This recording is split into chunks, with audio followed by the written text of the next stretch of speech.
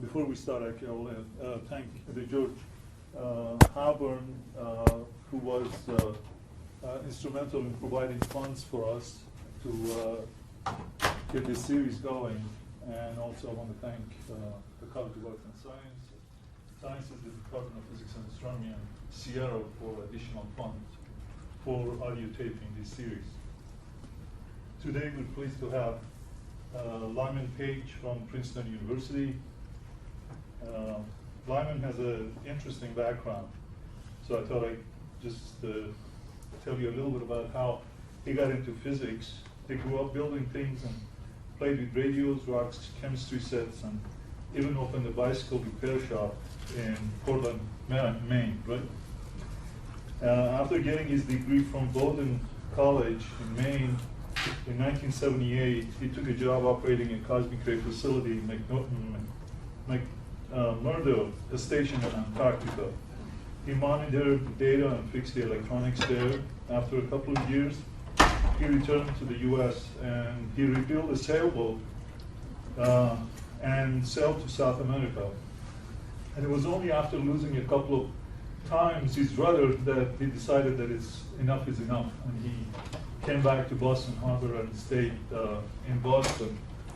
He worked there as a carpenter, rigger, you name it. He had all kinds of a painter, and eventually decided to go to graduate school, and he went to MIT, and he got into physics program there, and he got his degree in 1989 after MIT. He was actually a postdoc there for a couple of years before he went to Princeton, and he's been there since 1991. He's currently James McDougall Professor and Chair of the Physics Department. Lyman's primary research is on the analysis and measurements of the cosmic microwave background radiation. Just about anything that you want to know about cosmic microwave background, Lyman is doing work on that. He used ground-based telescopes, balloon-borne, and satellite platforms. And his detection techniques include direct mapping and time-domain beam synthesis and interferometry. Page has been a PI and co-PI major experiments in cosmology. He's one of the original COI of WMAP satellite. Currently, he's the director of Atacama Cosmology Telescope project that he's going to talk about today. Because of his major contributions to rebirth or perhaps advancement of modern cosmology, he's received numerous awards and honors to list here, not only for his research, but also for his lectureship series and also his teaching. And just name a few: Gruber Prize, Kavli AAS Lecture, Shaw Prize, Phi Beta Kappa Teaching Award, Welch Lectureship, Chandler Sekhar Lectures, Princeton Engineering Council Teaching Award, and the list goes on and on. But he became a member of the Academy of Sciences, National Academy of Sciences, in 2006. It is clear that the skills that we learned in fixing bicycles in a shop helped him a great deal. He's served him very well. Today, he's going to talk about measurement and polarization, measuring polarization and anisotropy of the cosmic microwave background radiation. Great. Thank you. I can't believe that at all. But it's, anyway, it's a pleasure to be here. So please just, as I'm going through this, just ask questions. What I would like to, I'll talk with you about a bunch of aspects of the microwave background using neutrinos as sort of a path through it, but connecting, hope, a number of things to them. And the other thing that will be in the background is this is a picture of the Atacama Cosmology Telescope with many collaborators. I'll get to a few of them later. But this is sort of the backbone of the more recent work we've been doing. And there's, as you well know, I think John Carlstrom gave a talk here a while ago. There's and I'll show some pictures from it too, the South Pole Telescope is very similar, just located further south. Okay, so we'll go back and forth between those. So before getting into the sort of the heart of what I want to talk about, on this 50th year anniversary, or 51st now, of the microwave background, it's sort of fun to go back and see how we got to where we are. And it's amazing in that this is a field that started in 65, and it has been, and so you can plot all the data that have ever been taken on the anisotropy. And so I'm going to just show you how things evolve. This is the first measurement by Penzias and Wilson, right? And this is just angular scale increasing to the left on the top, or multiple moment increasing to the right on the bottom. And this is the RMS fluctuations on the y-axis. Yes? If you want this to stick there, you can use it. Oh, good. Okay. I can. Good. I have a pointer also. Okay. Yeah, this is like so tactile. Okay. So this right there is the measurement from Penzias and Wilson, right? And this is the measurement they did to say that the CMB, the microwave background that they discovered, was uniform across the sky. So that was the first isotropy result. And then you can see it quickly caught on. This was Wilkinson and Partridge, that blue triangle there, and these are all, of course, upper limits, and that was the first instrument dedicated to going specifically after measuring the anisotropy. You can see that it sort of improved an order of magnitude. This here is the current best theory curve.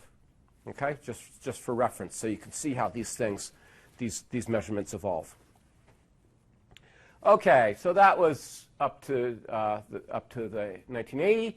So this is the decade of the 80s, and what I've done here is in gray boxes put the average of the previous panel's results, right? So you can sort of see how it evolves compared with the current ones. And there are a few interesting things here. There were a couple of claimed detections of measuring the quadrupole, right? There was a theoretical expectation and general expectation that there should be a quadrupole in the anisotropy. And two different groups claimed it. Okay, and they both went away. And this is you'll notice another neat thing here. And that is that, so here are experiments at large angular scales, because it was just thought, well, it's a dipole, right? There's got to be an octopole, quadrupole, octopole, et cetera. So experiments were focused up here, and because of the many radio telescopes and good receivers on them, experiments were focused down here. You can see these, both here, both at large angular scales and at small angular scales, they had the sensitivity. So if they had really been listening to the theorist and had looked at degree angular scales, they would have detected the anisotropy. Okay? It was just a matter of, so the sensitivity was there. The receiver's the hardest thing. It's just what telescope do you put it on. So that could have happened back in the 80s. So here is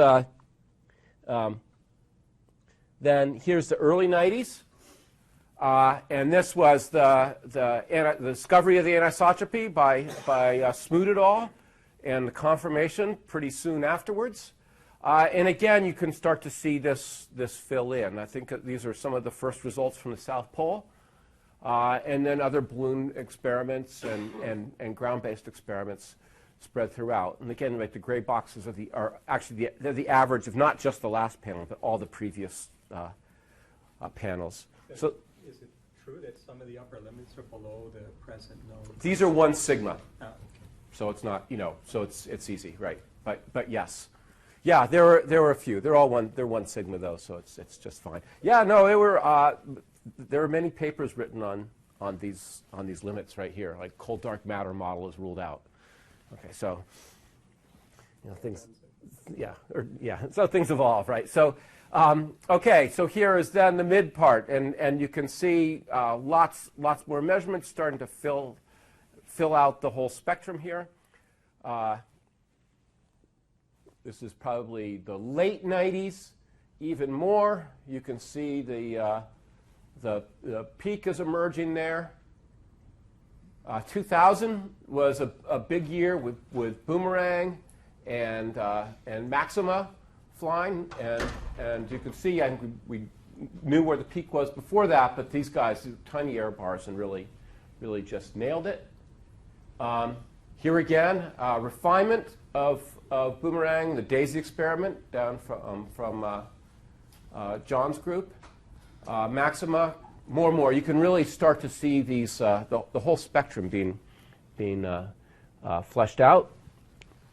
And here is 2003. So this is just before the WMAP release, and things are known. You know, it's a nice spectrum here. And then here is the WMAP release. And so those are the red dots, and then these gray bars are before it. You know, it's significantly different, but it's not really different. And I think I sort of view this as it's a credible testament to the field and all the people doing it, right? That over those years, that you can average the results together and do so well. It's been an amazing field, and certainly fantastic progress up to WMAP, and fantastic progress since then. So that's where things stand, and I think in that release in Spergel et al., I think because of this accumulation of evidence, David wrote that now cosmology has a standard model. And one of the things I want to emphasize is it's based a lot more than on just this picture, right? And so we have a standard model, and I'll get into that a little bit. But there's a bunch behind it that you don't just get from looking at this. So where are things as of sort of a couple of years ago? And so now this is the state of the art in the temperature anisotropy spectrum. So this is with WMAP is now ancient, right? So we often don't even plot it. So this is just Planck, ACT, and SPT. And this is the model, and you can see there's just amazing agreements. And the thing to keep in mind is these are completely different experiments, right? I mean, this is most of the sensitivity from Planck is from bolometers. This is all Hemp receivers, right here. We observe completely differently in a different method and have different solutions than South Pole Telescope colleagues who observe way further south, and with a completely different setup, different detectors. And what doesn't come across here is we can look at the maps, right? And we can compare. You can compare WMAP to Planck. They're basically identical. You can compare. ACT and SPT where we overlap. You can compare SPT and Planck. You can compare ACT and Planck. And we do all those comparisons. And those are good to a phenomenal degree, right? I mean, these independent groups really are making the same maps. And for anyone who's made a map, it's really hard to fake, right? You can't. It's hard making a map. And this, though, the power spectrum is pretty forgiving. But so we keep going back to looking at the map. And I think that's what you can. And that's why we believe this so well. And of course, this model, the 6-parameter model, which we'll get to, is it's true for no matter what cosmological probe you look at. Baryon acoustic oscillations, supernova, large-scale structure, anything you want to look at, it all fits. And when I say fits, I mean there are some 2 and 3 sigma tensions is the word you use, right? But those are more data either grow to be 4 or 5 sigma and significant, and we have found something new, or they'll be resolved. So let me just touch on this, focus a little bit on this standard model. So this is the abbreviated standard model, and in 3 bullets, and it's basically like this: at some early time, right, a quantum field impressed on the universe a gravitational landscape. Okay, it just came out from some process in the early universe. And when we look up at the microwave background, you can This is so you can appreciate as I show you, or as I'll use this to show. This is my map. I won't show any maps. John showed a lot of maps, so I'm just going to use this beach ball. As you look at this, I mean, the way we think about these hot and cold spots here these are a picture of quantum fluctuations writ large across the sky because of the leading models say inflation. And it's a little more than that because there's the plasma, we've really seen how the plasma responded to them. But it's the basis of these fluctuations come from some quantum phenomenon. And that seeded all the structure in the universe. Okay? So matter fell into these valleys to form the structure I was just mentioning, but only a sixth of the matter is familiar to us. And now the dynamics of the universe isn't even driven by the matter, right? This matter is going to become irrelevant, right? So the matter is all, it's driven by this apparent dark energy, or the cosmological constant. Okay, so now let me just get a little more detailed. And so the model, a little more precisely, is the universe is flat, described by these 6 parameters, and I'll touch on these in a minute, right? But the density, the contents parameter, the dynamics, those encode the fluctuations, and these encode the optical depth. We'll come back to that. The thing I really want to emphasize here, and because mostly when you hear about the cosmological model, you hear about those, but I think the really deep things, the important things, are in this line, and that the fluctuations, the perturbations to the microwave background, we know they're superhorizon, right? This is an amazingly deep thing, right? It means, and we can show this from the polarization, is that as the universe is expanding, right? We think of this as a photosphere, right? As time goes on, this photosphere expands and sweeps up. It looks at looks at different potential wells as this photosphere expands. That we are running into those. Okay? They're out there for us to sample as the universe expands. So they're already out there and they exist. And so they had to be put there in some way. And inflation is the leading model. Who knows if it's the ultimate model, but that it took some quantum fluctuations and blew them up to these huge sizes, and that we are now running into them. So it's super horizon, and we can show that they're nearly scale invariant. And what that means is as this photosphere is sweeping out, you can imagine in space here. There's some perturbation in gravity coming over here, right? That we move into it. It comes into the observable universe, becomes manifest as an anisotropy, but that the amplitude of those, from whether they were small scale fluctuation, small, high K vector, high frequency, or low frequency, the amplitude of those is almost the same, regardless of scale, right? And the deviation, there's a slight deviation. They're not quite scale invariant. There's a slight deviation, and you need models of the early universe to predict that. And until we had models of the early universe, there wasn't a prediction. And now this deviation from scale invariance is measured with high accuracy especially by the Planck satellite. But the perturbations are Gaussian, and that they're adiabatic.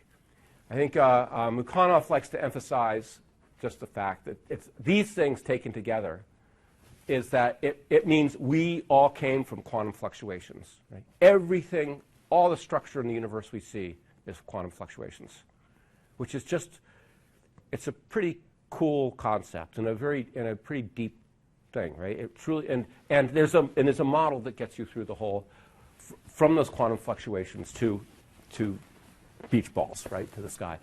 Okay, the general theory of relativity describes gravity, and this is what I wanted to. This is the theme of what I want to talk about. Is this model is so good that we can now look at it for departures, and the sum of the neutrino masses is one of them. So there would be, if we found that would be a 7th parameter. We can test general theory of relativity, search for new components, gravitational waves from the early universe, and check many other things. And I'll touch on some of those. Okay, here is, I'm going to show you two of my favorite movies. This is from the Hopkins group and Mark Subarow. These are real galaxies from the Sloan Digital Sky Survey. And just to emphasize, the model, right, is that if we look at the distribution of these, this is around us now, right? The Big Bang happened everywhere. It happened right here. We look at the distribution of these galaxies, and that model tells us what it should be, its statistical properties for what's here and now. Far, as many of you know better than I, right, it does not mean we understand how galaxies formed. That's a wide open question, right? It's really difficult, and we're making progress, and there's certainly mysteries associated with them. The observations don't seem to match the details of the prediction, but that we can describe the large-scale properties of this is just amazing. With just the types of fluctuations key in those 6 parameters. It's absolutely mind-blowing. So let me now that's around us now. That's sort of within about 1.3 billion light years. Let's put that in perspective with this other wonderful movie. So this was, oops, let me see if I can get it going here. I need to do that. There we go. So this is an older movie from Sloan, and you can see it's just all the galaxies haven't been filled in. So that last movie was sort of in this region, and this is just zooming out, and there really are galaxies here. I think Mark took a little artistic license, but this is so going out further, higher and higher redshift. Remember, we're going back in the age of the universe, going out, and then these are the start of the luminous red galaxies, so at about a redshift of about a half, so they're redder. And younger, so the universe was twice as compact then. This is going out now into the quasars. And zooming out still further. And then now we're out to the beach ball, right? We're out to the microwave background. So the picture then is, and I want to emphasize this to get this, make sure we're all on the same page in this 3D picture, right? The picture is that at the rim, this is the observable universe, laid down this gravitational landscape that the microwave background fell into, or responded to, I should say, the primordial plasma responded to, leading to these hot and cold spots. And that these fluctuations then seeded the growth of structure coming down here, right, all the way through. So, of course, there was CMB and plasma right here, and if you were immediately transported to the edge of the observable universe and you looked back here, you would see another different beach ball around you, centered on you like that, right? So that's the picture. But anyway, time, so t equals 0 for the universe going in, or telescopes are like time machines going back out. Okay. So the last just focusing on the model is laid out in a little more detail these 6 parameters, and I wanted to give you a sense of the flux and where things stand. So this is WMAP and Planck, and these you can just glance at them by eye, and you glance at the error bar, and you say, yeah, those are really close, and they are. The agreement is excellent. It should be a little better than you would see naively from these error bars because you measure the same sky, right? These both measure the same sky. There's cosmic variance, the fact that you're trying to deduce things from a random field as part of these error bars, but they should be a little closer, and we'll see. An example of a particularly difficult parameter to measure is this reionization history. So this just tells us when, so as the universe evolved, it was at first a plasma, right? And then it was neutral, and then the first stars turned on, and then it reionized it, and the universe is now more or less all reionized, right? It's ionized. And this is important because that means 10% of the microwave background photons are scattered on the way to us. So it's like this diaphanous screen between us and the true microwave background. And Planck, should come out in about a week. They're saying, no, no, no, it's not that. It's actually the radionization depth is much lower. This is a really preliminary result.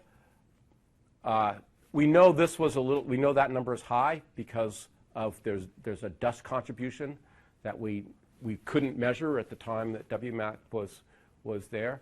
So we'll see. Tau will end up somewhere between those. Does any of the new kind of, like I said, the dust maps and stuff like that they're using for Planck, can that be reused to recalibrate, reprocess the older WMAP data? Yeah, a bunch of us are doing that, yeah. And it really is, there will be results soon on that. I mean, a bunch of people have tried. I think what Planck did was take these data and cleaned it with their initial map, and they got down to about 0.075. And then they looked at some of their own data, and they reprocessed it a different way and got to 0.055. So, or that's twiddle, right? Because this is my memory of seeing a recent talk on this that hasn't been published. So that's what that is. So it'll end up probably between 0.75 and 0.55. So that'll be and this is the amazing thing. It's not limited by signal to noise. It's limited by figuring out just the components. These are high signal to noise measurements. With that caveat, let me say there's significant number of systematic effects that were corrected to get to that. So, but we should be able to get to the bottom of this. Okay, it's still wide open. Okay. Anyway, this is all we need, and we'll see if there's a new component. And the other thing I'll come back to later is this is mostly what you hear. The CMB is now this new tool for doing tons and tons and tons of things with astronomy and with astrophysics and cosmology. Okay, so let me now focus a little bit more on neutrinos, because this is going to be, I think, the next parameter that's added to the model. And boldly stated, right? We are going to determine the sum of the masses of the neutrinos from the microwave background. And I should say, first off, when we talk about neutrinos, we don't know that they're really neutrinos. It's more like we know that they're relativistic particles in the early universe and that there are three species. We can't tell if they're fermions. We can't tell their spin. We can't tell the details. This absolutely has to complement ground-based laboratory measurements. Okay, this is it walks like a duck and quacks like a duck and that sort of statement, right? But there's a lot of walking and a lot of quacking, so they really do look like neutrinos. Okay, so what do we know now? We know the temperature. From the standard recombination history is that just based on the microwave background temperature. It's a cube root of 4/11 to get from the temperature of the CMB to there. This is from a recent result from Planck. I won't talk about this so much, but that there really look to be three relativistic species, and we can tell this from the damping tail in the microwave background. And if there's another neutrino, like if there's a sterile neutrino, or there's an axion, or there's some other particle, this doesn't have to jump by one. It can jump by a fraction. So getting that error bar down is one of the goals of the next generation of experiments. There are 113 or 339 neutrinos per cc. Here, we're awash in them, right? Just streaming through us at a roughly percent the speed of light. Right?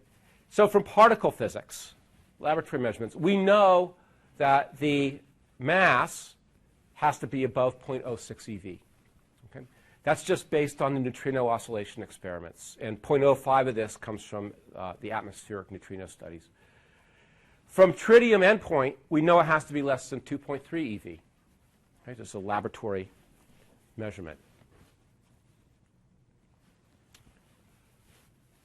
From cosmology now, so sorry, this is still the laboratory. From the Planck results, the sum of the masses has to be less than 0.21 eV. And that gets an asterisk, and I'm going to come back to that asterisk because it depends exactly how you parse the data.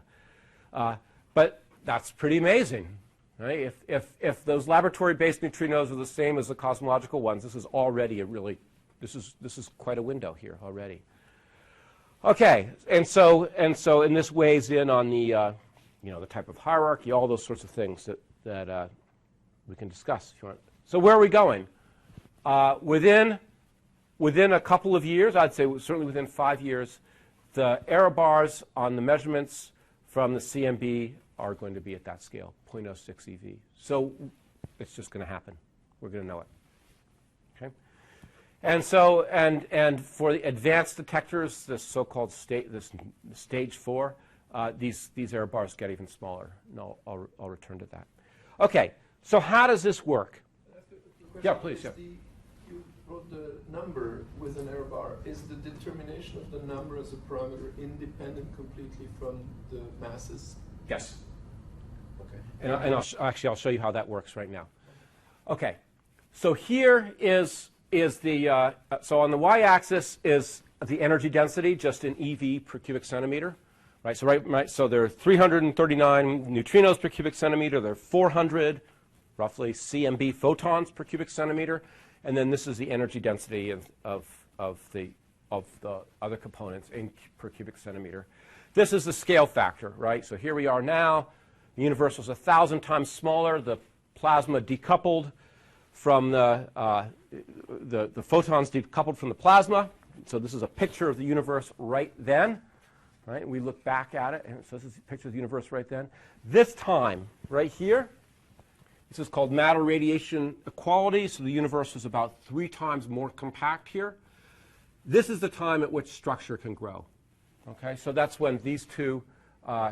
That's when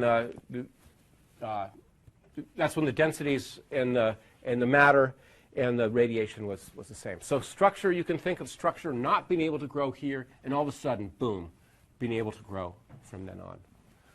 Okay, so good. So how do we get a handle on neutrinos?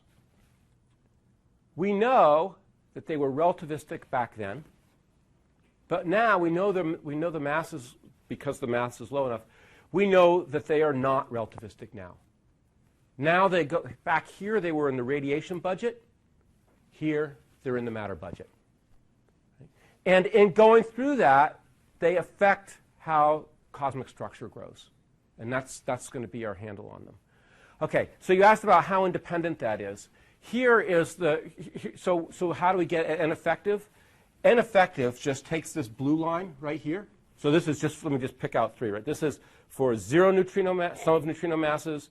This is for 0.05 eV, and this is for 0.05 eV. So we know it has to be somewhere in between those regular neutrinos. The n effective just comes because if there are more species, this blue line just shifts up like that. It changes matter radiation equality. It changes the expansion factor, and you can go through the chain, and that leads to the suppression of the power spectrum at L's above a few hundred. Okay? Whereas for the mass, we're really looking for something that's in the matter budget now and was in the radiation budget back then. Okay, that's the picture. So the universe back here, where the microwave background was set free, was much different, right? I mean, lambda was inconsequential. The energy density of neutrinos and photons is comparable. Atoms were comparable, and dark matter. So that's what. So all those things were going on then. So what does it look like now? Of course, this is the Microsoft version of the universe. Is now, right? It's got lambda dominated, and then dark matter and atoms, and neutrinos are small. They're actually going now in this matter budget. So that's what we're trying to we're trying to unravel that. So here's a picture, a way to think about, to see what's happening with neutrinos. So this is again the same scale factor, these same 2 epochs, right? This was when the microwave background was when it was released from the plasma. This is when structure started to grow. Early on, the universe is radiation dominated. The expansion is rapid. It's matter dominated. It slows down, And now it's going to, eventually it'll start to accelerate again. So this is the rate of expansion. This is now lambda dominated. So here's what happens to the neutrinos. Zero mass, they just stay relativistic. This is the speed of light, v over c, on their speed over the speed of light on the y-axis here. They're just going to slow down. This is the curve for the sum of the masses being 0.05 eV, and this is the curve for the sum of the masses being 0.5 eV. So these guys, as the universe expands, are just slowing down from the expansion. Okay? And you can see, and this sort of gives you some intuition for how they will clump or not clump, is this right here is the escape velocity from the galaxy. Right? So these neutrinos, it's a distribution, right? So this is the RMS velocity. So there are going to be some that get caught up in the galaxy, right? But for the most part, if you're in here, just the tail of the distribution is going to end up in structure, right? You're going to get these big puffy structures for neutrinos. Okay? And so that's what this next movie is going to show you, I hope. Okay, so this is from it's going. This starts from a redshift of 5, and you can see this is the cold dark matter. This here is just a blow up of this region. So here is the dark. This is how matter is responding to that gravitational landscape. This is how neutrinos are responding. You can see they become, at first they're just everywhere, right? And then it'll run through again. And then now the universe expands, it slows down, and they start to come into the gravitational landscape that's been set down by that's been enhanced by the dark matter.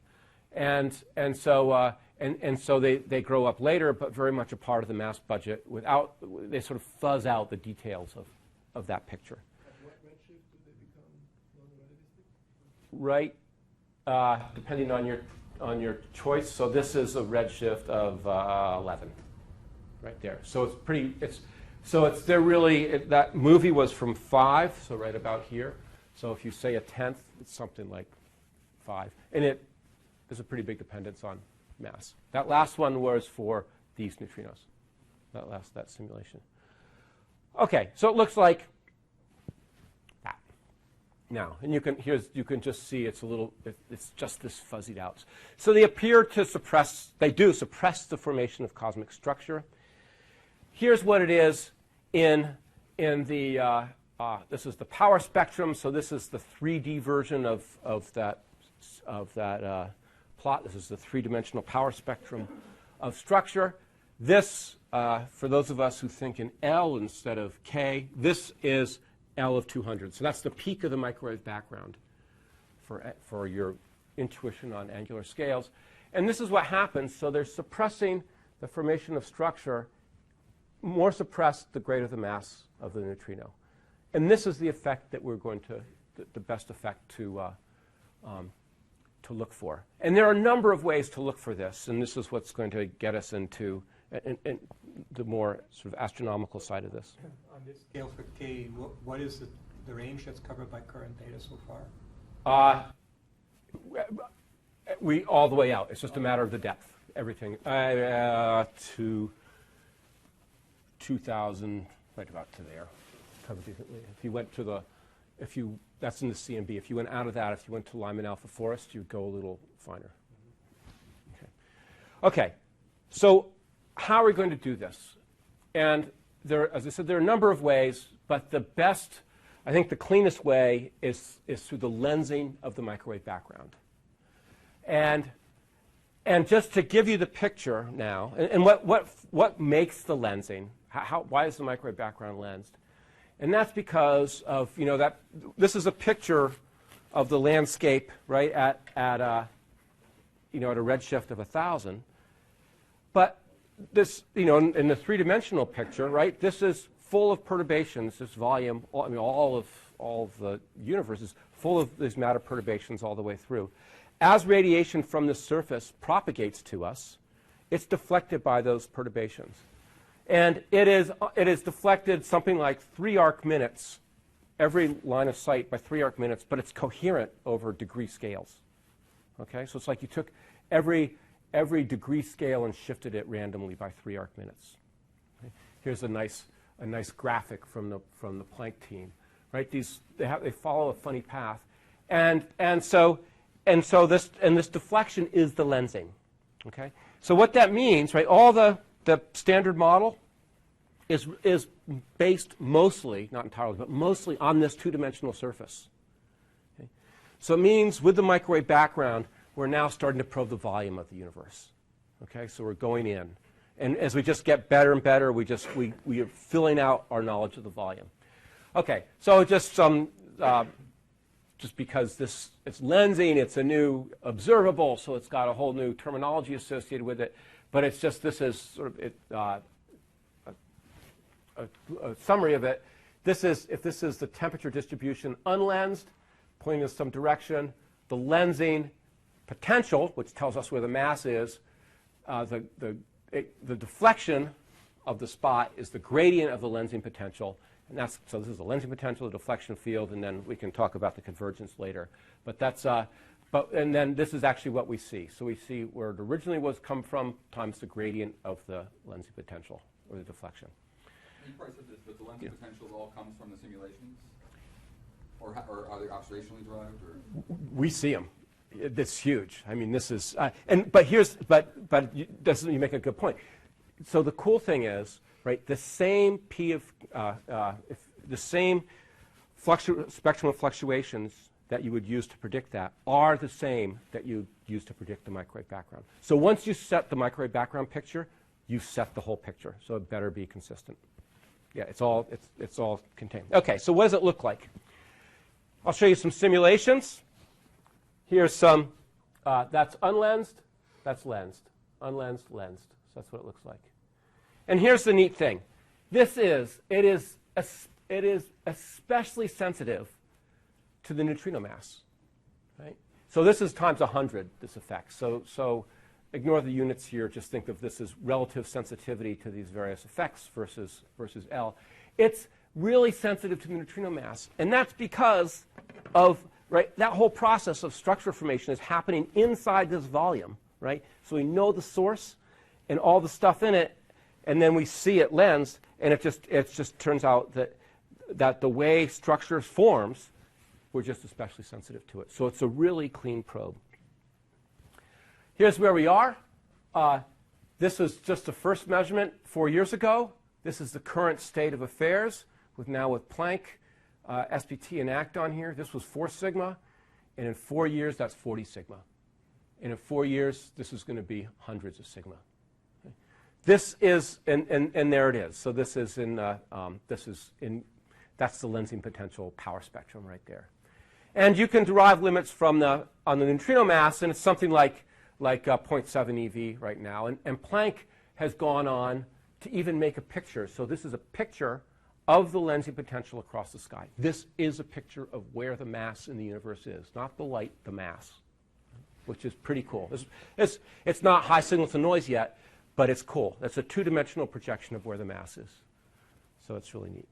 Okay, so that's the lensing, and that will keep going. Okay, and what I want to do is link that to the polarization. So why do we measure the polarization?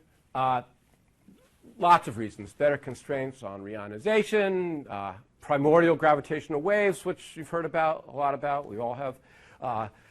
Independent check of cosmological parameters with the polarization. It's completely different physics, right, that led to it. So it's a whole new check. We can redo the standard model, check for different types of fluctuations. But what I want to emphasize here is that the lensing of the E-mode polarization, aka the lensing B modes, is a clean sum of the neutrino masses from that plot I just showed. So let me briefly touch on polarization. I know you have polarization experts here, but I'll give you my version, right, is that what happens in the microwave background is if you have an electron here, or any process, you have an electron here, and hot spots here and here, and cold spots up there, so in a quadrupolar pattern, that the amplitude of the radiation from these hot spots, because they're hot, is larger than the amplitude from the cold spots coming here. So the net oscillation of the electron in the middle is larger perpendicular to the line of the two hot spots. Okay? And it scatters to you. And that's why you see it. That's the fundamental mechanism for polarization. All the polarization in the CMB happens from that mechanism. So you get a quadrupole, and then you get that oscillation. The only thing that's different is how you form the quadrupole. And you form the quadrupole from different processes. Oh, runaway universe. Okay. You form it at decoupling. It's that a quadrupole is formed from the plasma velocity, or it's formed from gravitational waves. Okay? At reionization, it's actually formed from the CMB itself. It's just what it is that makes the quadrupole, and it's different in different epochs. But that's how you get the polarization. Okay, so now there are two patterns of polarization. There's the E modes, quote the E modes, and the B modes. And here's the big, and this is the way to think about them, or the sort of the easy way to think about them, is the E modes, when looked at in a mirror, do not change. Right? They're even, or depending on how you define even and odd parity, so let's call them even parity. The B modes do change. Okay? And that's it. You can take any distribution, throw them down on a table of little rods, and divide them into even and odd parity pictures. Okay? That's all you do. You just, you throw them out on the table, you put a mirror above, and the ones that stay the same, you put those in the E mode pile, and the ones that don't, you put in the B mode pile. So here's what lensing does. And this is all lensing. It doesn't matter whether it's in temperature or polarization. But, well, this is what it does to polarization. Is it just, right? It's the screen in front of you in the microwave background. It displaces these. It just moves them a little bit, right? Those little arrows. Like it moves anything in the sky, like that 2.7 arc minutes. But if you take that pattern and you shifted that up and that down, right? Just straight up and straight down, it would not preserve parity. If you looked at it in the mirror, you would need to add a little bit of one of these. Okay? That's lensing. And that's a lensing B mode. Okay? It's the B mode component that you had to have to do that. Okay? Good. So where do we stand? This is to give you a sense of the rapidity of the advancement of the field. This is from, and these are data from at most 3 years old. This is the temperature, measured in a whole bunch of different ways. This is the E mode polarization. So we're going to redo all the parameters we got from there with this, where the sensitivity is about a third, I think, right now. That's the E mode polarization.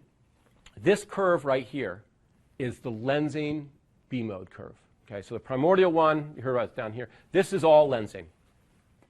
Okay, and so, and it is, and actually you can even know. I mean, BICEP they've done a nice job on the lensing reconstruction there, on the lensing power spectrum. Anyway, so there it is. It's measured. It's the same fundamental thing as lensing, whether you measure it in temperature or whether you measure it in polarization. In polarization, it sticks out because it's this B mode. So what about the reionization photons? How would they affect the polarization in this? So those guys are all out here. That's all. This is reionization, right? Because reionization happened late, so it's at large angular scales, and so the process is actually over here. On this scale, all it does is it just shifts this up and down by it's just an overall shift. So it's not the mode is not changed. No. The parity. No. So naive question: if the B modes are coming from a distortion of the E modes, why doesn't it have these sort of wavy features that the E modes have? It's a very smooth curve.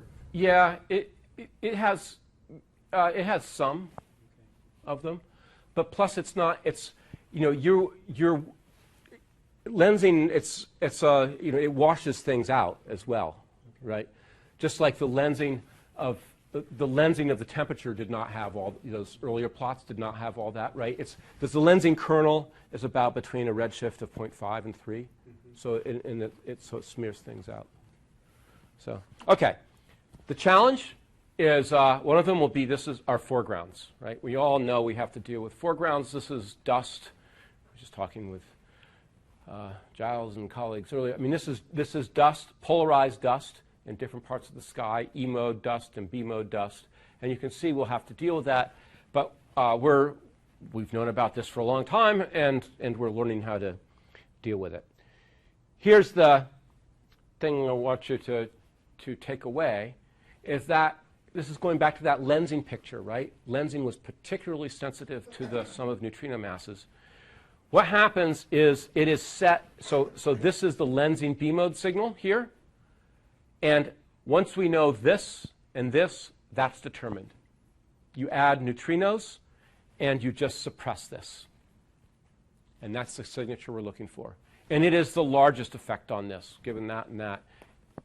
You just measure the level, and you can see, and then you look for neutrinos. So, and you can see, this is a 25% shift for a 0.5 EV signal, and that's why, I emphasized we've gone from 4 sigma to 40 sigma on lensing in 4 years, and the field is just that entire. This entire plot is in the last 3 years, so the field is just screaming along. So we will get there. It won't take long. Okay, so what are the limits? These are the limits from the Planck satellite, which they have the best limits right now. And you can see, the limit they quote is 0.21 EV, which is down here. These guys out here you can look at the red line. These limits are when they include their lensing. So ironically, their lensing measurement is a little screwed up. Okay? So there's something going on there that we're trying to figure out. So if you went and did what I think if you just looked at what we think in the end will be the most reliable way to get at the sum of the neutrino masses, you'd say that the Planck limit should be more like 0.6 and not 0.2. But so I think it's still open as to what's going on there. Okay, I'm going to skip. If you have questions, I can skip talking about the kinetic SE effect and tell you a little bit about where we're going to go. And I want to end up on to tell you how we actually do these measurements. So this is where we could be in a decade on neutrinos. And this is a plot from the particle physics group. And this is not crazy. So this is roughly, this is where we were a couple of years ago. But we should ultimately get down to error bars of, not quite 10 times better than we are now, but say roughly 5 to 10 times better on both N effective and the neutrino some of the neutrino masses, right? So it's really,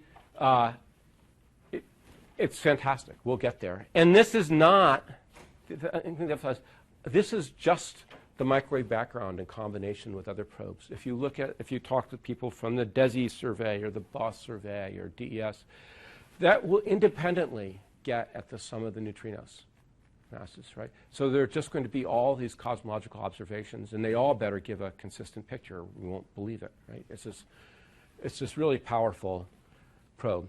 And so though I focused on that, let me, I just want to go through and tell you what else you can do with the microwave background, because it's a powerful observable, right? So support, the microwave background groups. Okay, of course, you can go after primordial B modes you all heard about. This is, I was just talking with Neil Dalal and colleagues. You can find thousands of highly lensed galaxies and search for substructures, okay? So we can probe lambda CDM. Right, one of the problems is the number of satellites now. We can probe that with a microwave background by finding these sources. We're at hundreds of galactic clusters now. We'll find thousands. We should be at 10,000 in a couple of years. We can probe general relativity through the growth of structure. When Planet 9 was announced, right, because it has to admit in the same bands we look at, and we've got these great detectors and we scan lots of sky, we immediately went to see how the limits we could put on the temperature of Planet 9. Okay? We can find transient sources. We're looking for those. We will, through lensing, we will be able to calibrate LSST to the standard for the microwave background. We can get the mass biases for quasars and radio sources. Again, we do this through lensing, right? Because we measure the lensing effect of quasars and then compare that to the microwave background because it's an absolute, if you will, an absolute standard. We can get mass limits on the axion. These change N effective. Okay? The halo masses, we were just talking about that earlier. Through various stacking analyses and through lensing, we're getting into halo masses. AGN ionization through the SZ effect. This has just started and will continue to grow. Tau, that cosmic reionization history, that especially squirrely parameter where we need more measurements so we can get zero in on that. Cosmic strings, you know, sort of primordial non-Gaussianity has been ruled out to a high degree by the Planck satellites, but that's not the only kind of non-Gaussianity. Maybe there are cosmic strings there. Primordial helium, completely different avenue than counting stuff we can get at. And who knows, you know, something new. All these things, like when we write our proposals, we've got all these things in there, right? You can do a ton with the microwave background. So I want to just run a little bit through because, you know, I'm an experimentalist, right? So this is what like working with data and working on hardware, and run you a little bit through sort of this experiment. And we're now into the next version of ACT, Advanced ACT Poll, and this is my colleague Suzanne Staggs is the PI of it, and the co-director is Mark Devlin, who many of you work with. And what it is it involves just the next generation of receivers. Here's a picture of them down in the field. Here's the ACT telescope, a different view.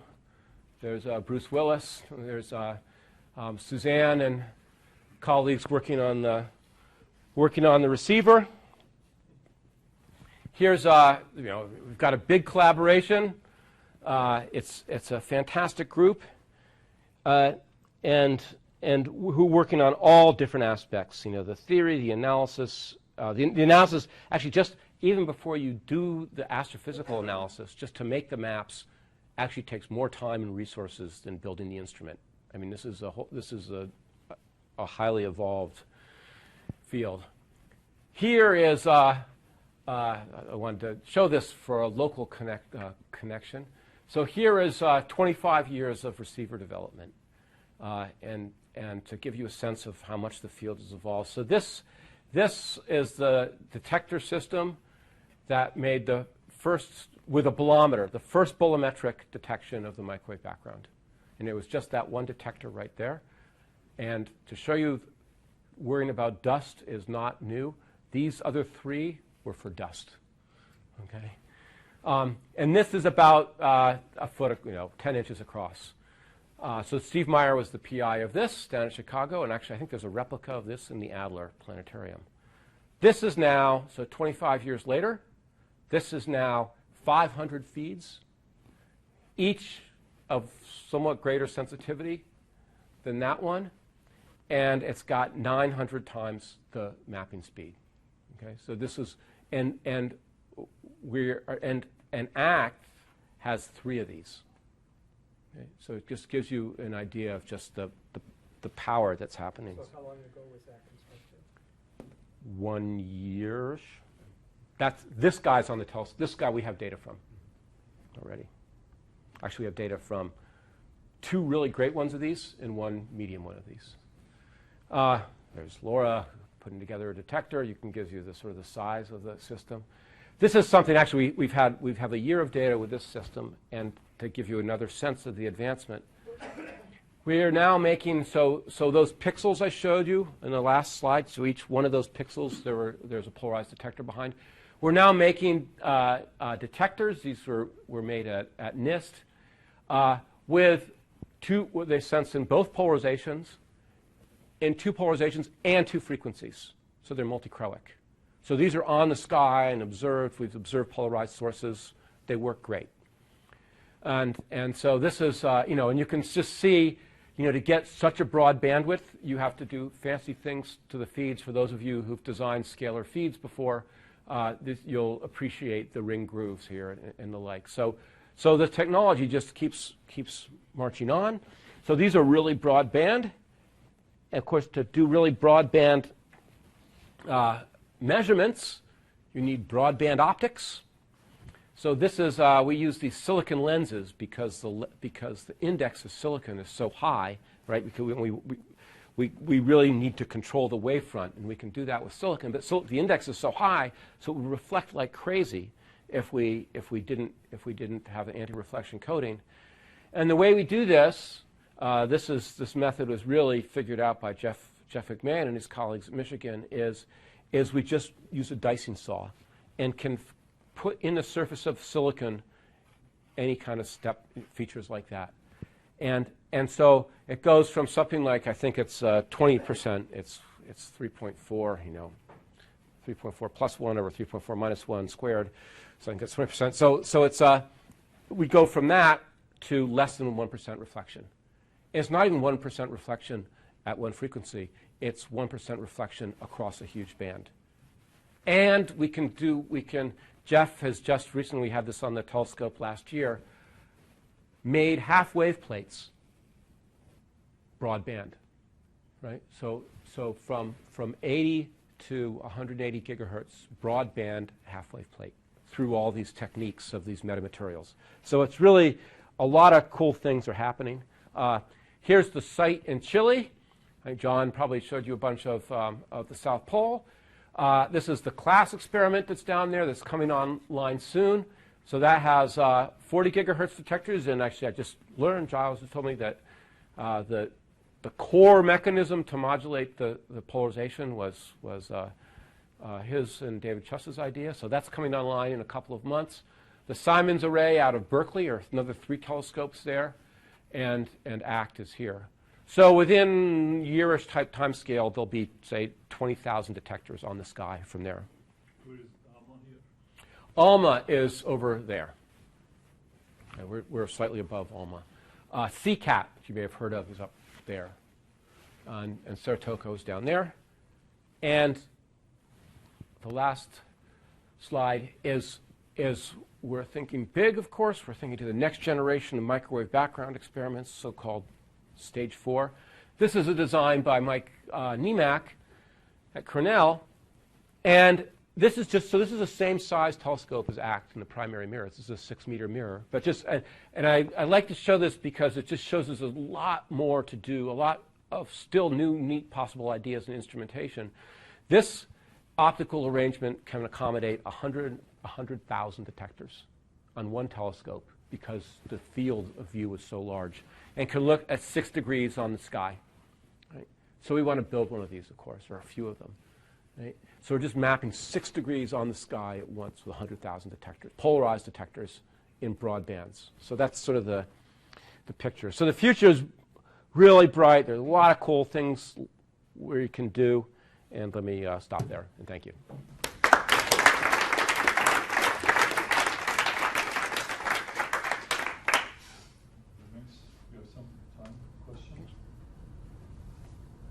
I wanted to come back to this tau parameter that there's some debate about whether it's 0.1 or 0.05. Is there a theoretical prediction for that based on what we know about the physical conditions at the decoupling? Should be greater than 0.55 from quasars because from the Lyman alpha forest. So we can look at that and say, okay, the universe, it looks like it's about so a redshift. Yeah, let me back up. The universe above a redshift, below a redshift of 0.5 is ionized. That's pushing on that tau right there. It just happens to be numerically roughly the same. So it's getting down to the quasar limit. And that's the only other constraint. I have a question. How do you get rid of the foreground dust emission for your polarization? We talked about this a little bit earlier.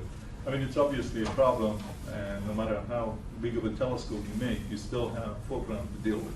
Yeah. And how do you get rid of it? I mean, if you're trying to detect the primordial B mode polarization, there is more to it than just building a big telescope. Right. So it for the foregrounds, it's really, I mean, you just have to observe in multiple bands, and then there's a question of how deeply you can take it out. So, you know, well, as you saw, even 25 years ago, we were worried about this and observed in multiple bands, and now we observe in,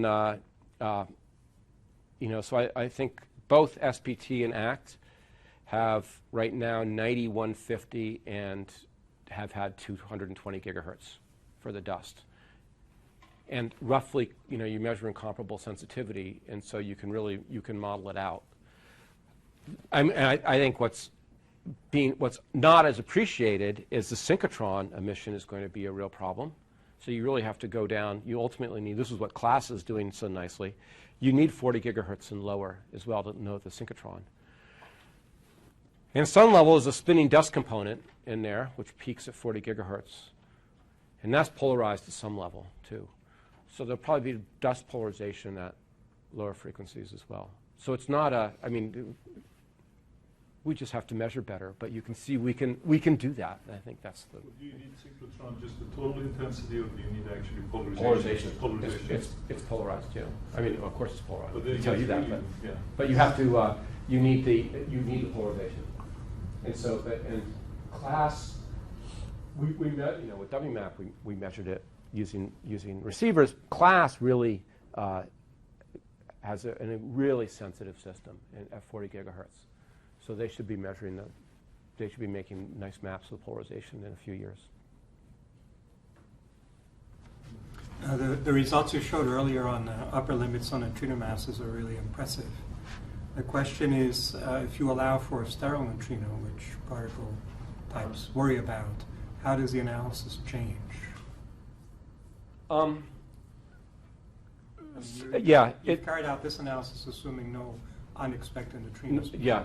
So I think the easiest place to see, so it won't come through that. Mm-hmm.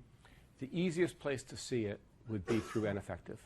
Okay. And so if it's, you know, early on, so N effective was up, you know, it was consistent with 4 early on, and there was all this excitement, oh, it's a sterile neutrino, and at last, and, you know, experiments X, Y, and Z are vindicated or something, right? So the, but it doesn't have to be, but that it only changes by 1 if it's in thermal equilibrium in the universe.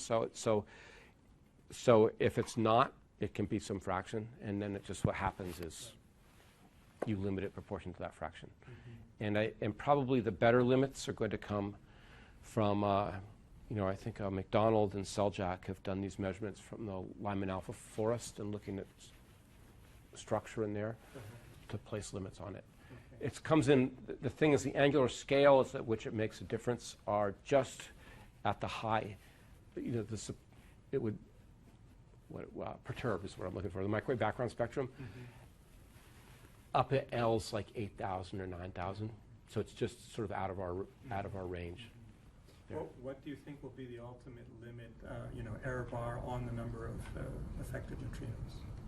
You had 0.2. Yeah. So I mean, is it going it'll go down to a foreground limited or systematic limited, and I think it's so difficult to project. Certainly, a factor of 5 better now. I think it's probably pretty straightforward. Yeah. Okay, well, let's thank Lyman for Thank you.